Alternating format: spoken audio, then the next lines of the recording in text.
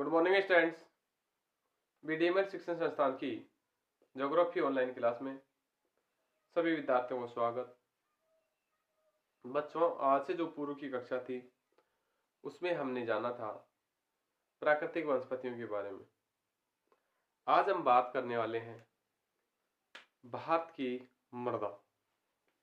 तो टॉपिक रहेगा भारत की मृदा, यानी मिट्टी के बारे में हम जानकारी प्राप्त करेंगे। भारत में किस किस तरीके की कैसी कैसी मिट्टियां मिलती हैं।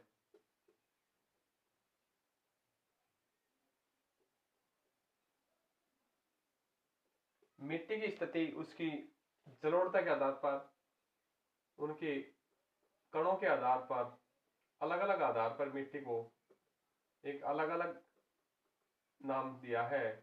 जो उनकी गुण के आधार पर मिट्टी को अलग अलग भागों में बांटा गया है। सबसे पहले हम जानकारी लेते हैं मृदा कि मृदा है क्या। मृदा है क्या?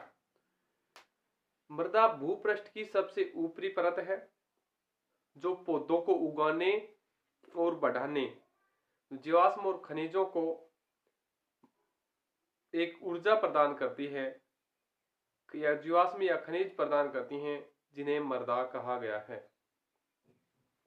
तो मृदा की परिभाषा है भूपृष्ठ पर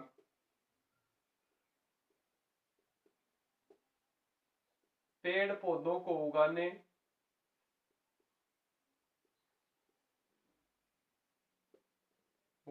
एवं बढ़ाने,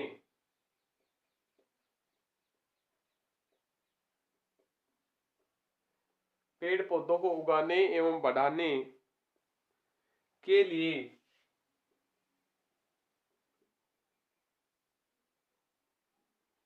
जीवाश्म एवं खनिज प्रदान करना ही मृदा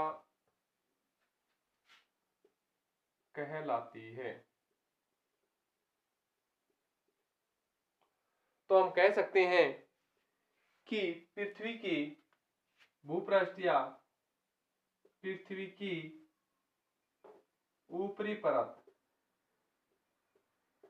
पर या भूपृष्ठ पर पेड़ पौधों को उगाने और बढ़ाने के लिए जीवाश्म एवं खनिज तत्व प्रदान करना ही मृदा कहलाता है।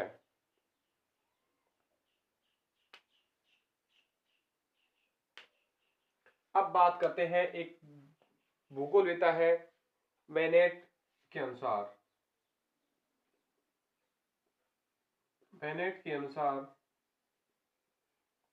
मृदा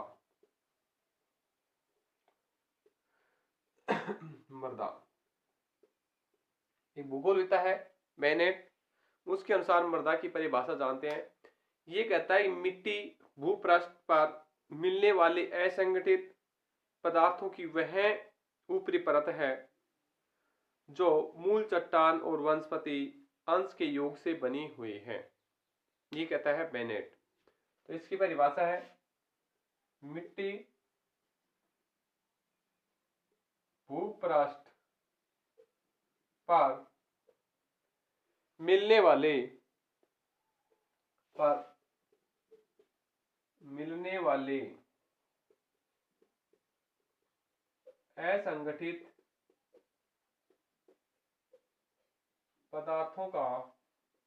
असंगठित पदार्थों की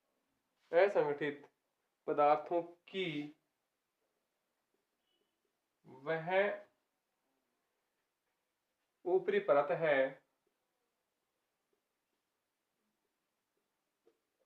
परत है।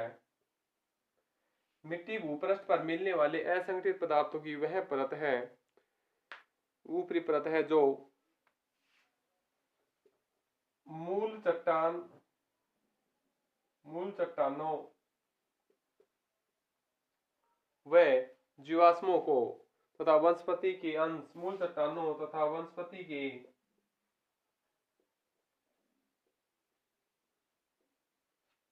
अंश के योग से बनी है। ये है मृदा की स्थिति। तो जानते हैं कि मृदा निर्माण की वह जटिल प्रक्रिया है, मृदा निर्माण की वह जटिल प्रक्रिया है जिसमें प्राकृतिक पर्यावरण का प्रत्येक तत्व अपना योगदान निभाता है। कुछ वैज्ञानिक मानते हैं मृदा जननी कहलाती है, जिससे अपक्षय और अपरदन की क्रिया से मृदा में भूपृष्ठ में कुछ अपशिष्ट तत्व हैं, चट्टान हैं, तोड़ फोड़ कर चूर्ण बना देती हैं। इस चूर्ण को वनस्पति और जीवाश्म भी शामिल रहते हैं, सड़े गले रहते हैं, जो शामिल होते हैं, जिन्हें ह्यूमस की स्थिति प्रदान करते हैं। तो मृदा की जो स्थिति है उसकी और परिभाषा है, उसे हम और देख लेते हैं एक बार।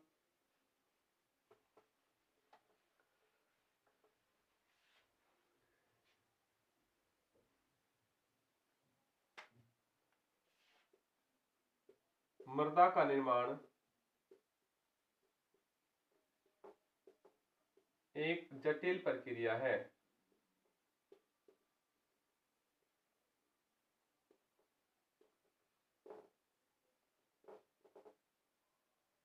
कैसी प्रक्रिया है? जटिल प्रक्रिया है, जिसमें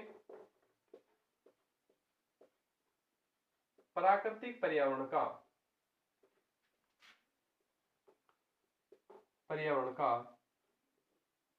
प्रत्येक असंगठित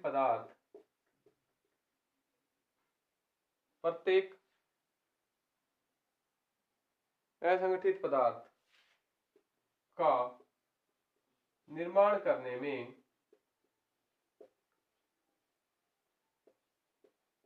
सहायक है।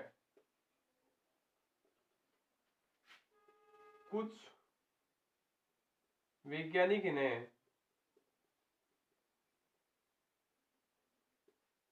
जननी के रूप में भी जानते हैं।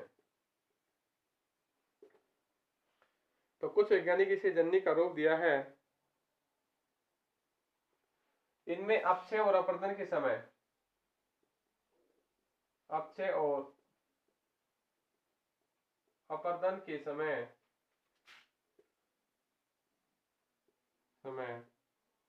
इन चट्टानी भागों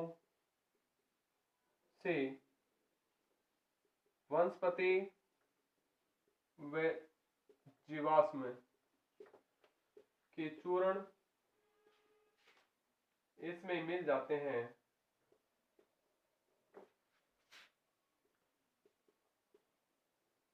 और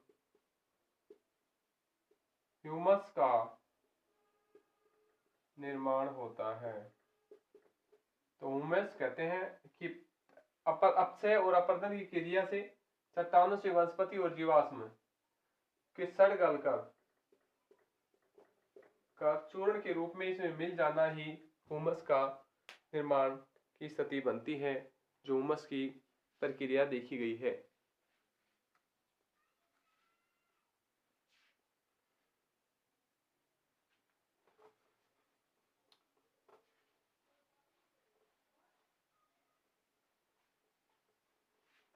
ये थी मृदा की स्थिति, मिट्टी की जो संरचना है, मिट्टी का बनावट है, मिट्टी की परिभाषा है। अब है भारतीय मिट्टी का वर्गीकरण। भारतीय मिट्टी का वर्गीकरण।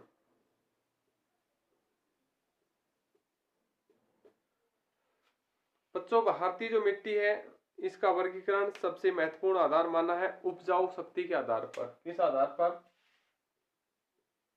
उपजाऊ शक्ति के आधार पर आधार पर 4 भाग हैं। कितने भाग हैं? 4 भाग हैं। एक है अधिक उपजाऊ,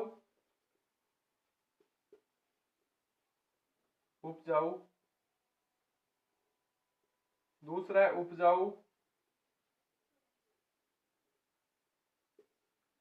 और तीसरा है कम उपजाऊ, और चौथा है अनुपजाऊ।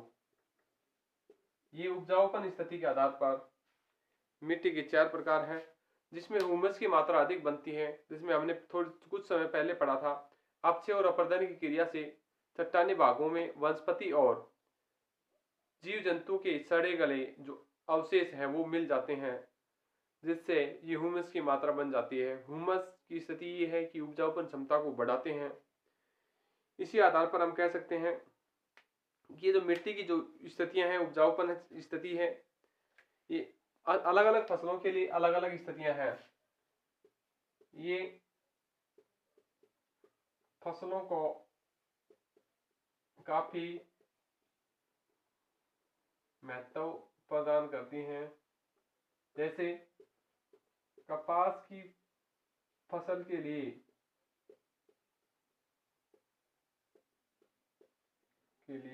काली मिट्टी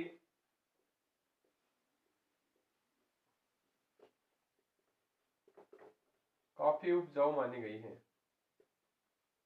क्योंकि कपास के लिए जो काली मिट्टी है वो अधिक उपजाऊ है। और असम की पहाड़ियों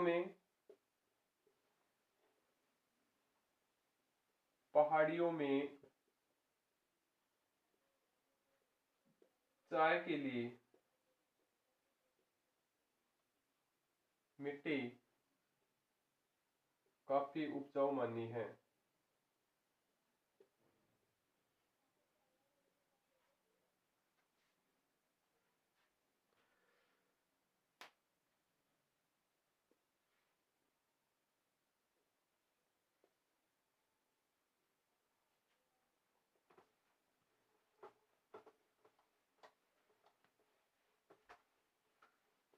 अब बात करते हैं तो मिट्टी की जो स्थिति है, ICAR नई दिल्ली द्वारा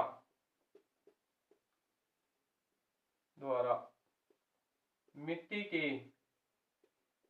8 प्रकार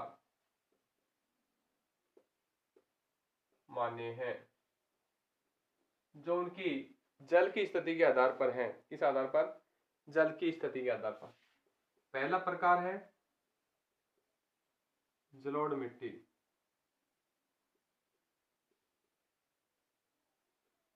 तो हम वर्णन करते हैं जलोढ़ मिट्टी की क्या स्थिति है। जलोढ़ मिट्टी उस स्थान पर होती है जिस स्थान पर नदियां अपने साथ जल भाग कर लेके आती हैं, और उसमें अपक्षय या अपरदन की क्रिया के साथ सड़े गले जीवाश्म, वनस्पति आदि के जो तत्व हैं वो मिलकर घुलकर आगे की ओर प्रवाहित होते हैं, और वो कुछ स्थान पर चलकर वो उस भाग में ये मिट्टी जमा कर देते हैं। जैसे उत्तर का विशाल मैदान, डेल्टाई प्रदेश आदि में काप मिट्टी, यह कछारी मिट्टी जलोढ़ मिट्टी की श्रेणी में रखा है। जलोढ़ मिट्टी को काप मिट्टी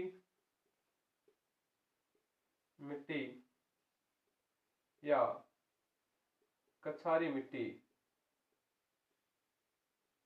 की श्रेणी में रखा है। ये जो मिट्टी है अपने गठन और उपलब्ध तत्वों के आधार पर भारत की सर्वाधिक उपजाऊ मिट्टी मानी है। सर्वाधिक उपजाऊ मिट्टी मानी गई है। कौन सी? जलोढ़ मिट्टी, कछारी मिट्टी। ये सर्वाधिक भाग पर पाई जाती है, लगभग 45.06% भाग पर ये मिट्टी पाई गई है। तो भारत में सर्वाधिक भाग में मिट्टी पाई जाती है, जलोढ़ मिट्टी पाई जाती है। इसके लिए गेहूं, चावल, गन्ने की फसल अधिक उपयोग मानी गई है। जलोढ़ मिट्टी में गेहूं, चावल और गन्ना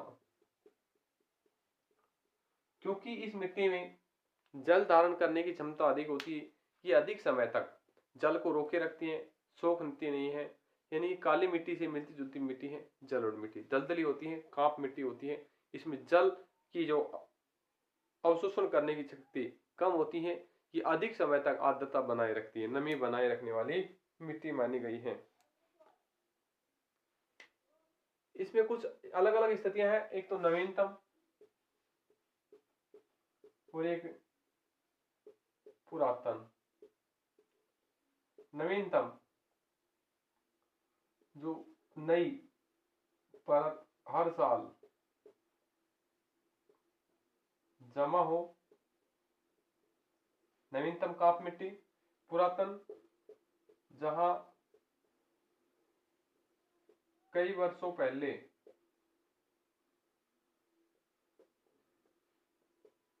मिट्टी का जमाव पाया गया, इस स्थिति को पुरातन मिट्टी की स्थिति के रूप में जानते हैं। तो हम बात करते हैं जलोढ़ मिट्टी की। जलोढ़ मिट्टी नदियों द्वारा लाकर बिछाई गई कांप को ही जलोढ़ मिट्टी की श्रेणी में रखा है। मिट्टी की श्रेणी में रखा है। ये स्थिति नदियों के डेल्टाई भागों में और पूर्वी तटवर्ती भाग एवं उत्तरी विशाल मैदान में देखी गई है। इन स्थितियों की स्थिति ये है, इन क्षेत्रों में ये देखी गई है। इन्हें कांप मिट्टी या कछारी मिट्टी के नाम से भी जानते हैं। ये पूर्वी तटवर्ती या डेल्टाई भागों में भी इस मिट्टी को जाना गया है। देश के सर्वाधिक भागों में पाई जाती हैं। सर्वाधिक क्षेत्रफल पर ये मिट्टी है 45.06% भाग पर है। ये सर्वाधिक उपजाऊ होती हैं।